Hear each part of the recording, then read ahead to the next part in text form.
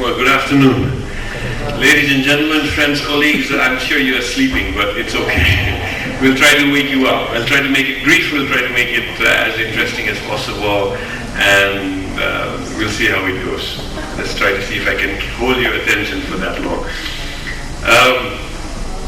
Dr. Bardan has given you a long lecture about how things should be integrated and why things are already in various places by themselves. Vertical programs are very common. Sorry? Yes, somebody took it from me and put it there sometime back. They took it right after lunch. I'm going to talk about one of the vertical programs. Now, it's not what Dr. Bardan has been preaching that we should be together. I believe that as well, we should be together. But I'm going to give you an example of one of the vertical programs that is doing very well.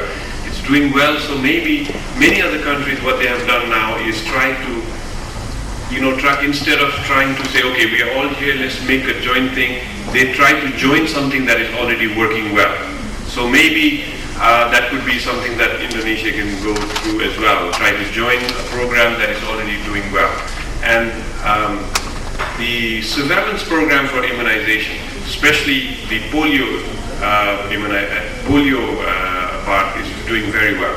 And I think that's one I just want to briefly talk to you about. We'll just say how the program is. I'll try to focus more on Indonesia so you can relate more easily and how things are happening here, and maybe you can think of how other things can integrate itself with it. How does it work, and so forth. So we have a little bit of a lesson learned from that. Try to get how things have been at work, how things are, and what's the future. So if they had gone through some constraints, and so you can see that and you can learn something from that before if somebody wants to integrate. Okay. All right. So actually, my program was supposed to be after tea, so I think they just waited for that one reason. That's one of the reasons why I was not sitting in the sofa with these gentlemen here. I was put the trip back, but maybe we'll. Before I go into the surveillance part, since I'm going to talk to you about the polio, I just thought I'd give you a brief background on the polio itself, so you kind of make out why we're talking about it.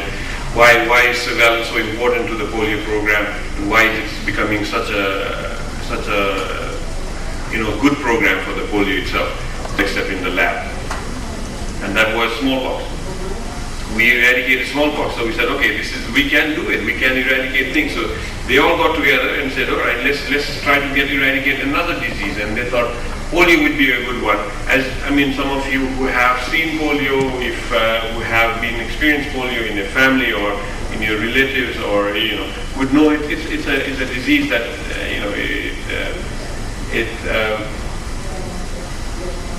it's not a very nice disease. It makes you, you lose your limb, the use of your limbs and so forth, and even causes death at times. So there was a time when it was really, really massive early in the 19th century, 20th century.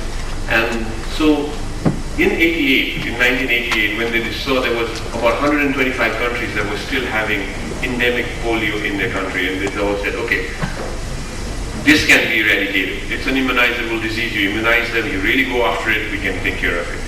And they really worked hard. They put in a lot of effort. It was called Polio Eradication Initiative. Huge campaigns, huge money, huge program, lots of hard work. And by 2004, it was not too far. In 1988, 2004. You come down to 4 countries that are remaining with polio, endemic polio in their country that is now that's circulating there. That was it. That was fantastic. So whenever you make a great achievements, what do? You say, okay, we relax, we take it easy. So they start relaxing. They said, all right, we take it easy, we relax, we've done it. Most of the countries all over the places have taken care of it. There's no more polio there, and then you take it easy. So when you start taking things easy, then this is what, sorry.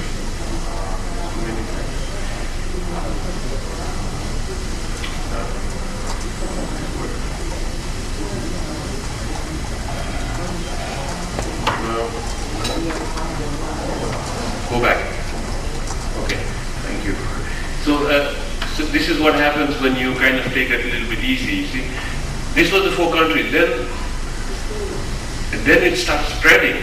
You know, polio is communicable, it spreads. There's still 4 countries that are harboring it, and then it spreads. It's like if you don't take care of it, it spreads. And then it reinfected 27 extra countries. I mean, you work so hard and you achieve this, and then it infects 27 other countries. Most of the infection came from 2 countries out of the 4. Out of the 4 countries, as you know, this is Nigeria, India, Pakistan, Afghanistan, and 2 of the countries, India and Nigeria, were the ones that exported them. They went all over the place, including Indonesia. We're a little bit in the edge of the map here, but that's where we are. And it came to Indonesia, as probably you know, maybe some of you participated in that. Gadjah Mada was one of the universities that helped us during this time. It came in 2005. It stayed in, the outbreak was for about a year. It affected about 300 children, more than 300 children. But then I think the last case was seen in 2006. But it came here as well. It came all the way. So now this is what the polio background is. Now we're trying our best to take care of all these things. Go back, try to see that even these countries are finished, and that's where the effort is. And every time when you come to the last end of things, it becomes tougher. I need the next one, please. I think you need to sit there. Okay, just now, that's the polio, but I'll just give you a background of the surveillance. We're talking about surveillance here today. So one of the major components of the polio eradication is the surveillance. You can do all your program, but you need to ensure that, yes, there is no more polio. How do you say, I don't have polio, or I've taken care of it? You have to have a surveillance that tells you, yes, without a doubt, there is no. It has to be without a doubt. So there was a surveillance system, where that's why it's so important. The surveillance system is a very, very integral part of the polio. That's why the surveillance system of polio was developed very high standard and very precise. Eradication, just to let you know what eradication really means, eradication is done by regions. WHO has 6 regions in the world. Globally, the world is divided into 6 for WHO. And there are only 3 regions that polio still exists. One is the Southeast Asia region, where Indonesia belongs to. The other one is the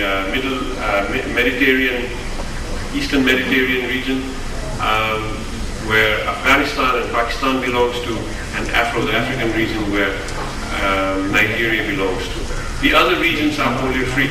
They have declared it and they have certified it, like the Western Pacific region or the Americas and so forth. So that it's done by region. How is it certified?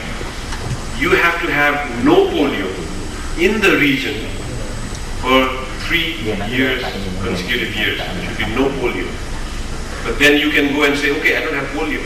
That's not enough. So your surveillance standards should be so high and should be showing so much of results that you can without doubt say that there is no polio.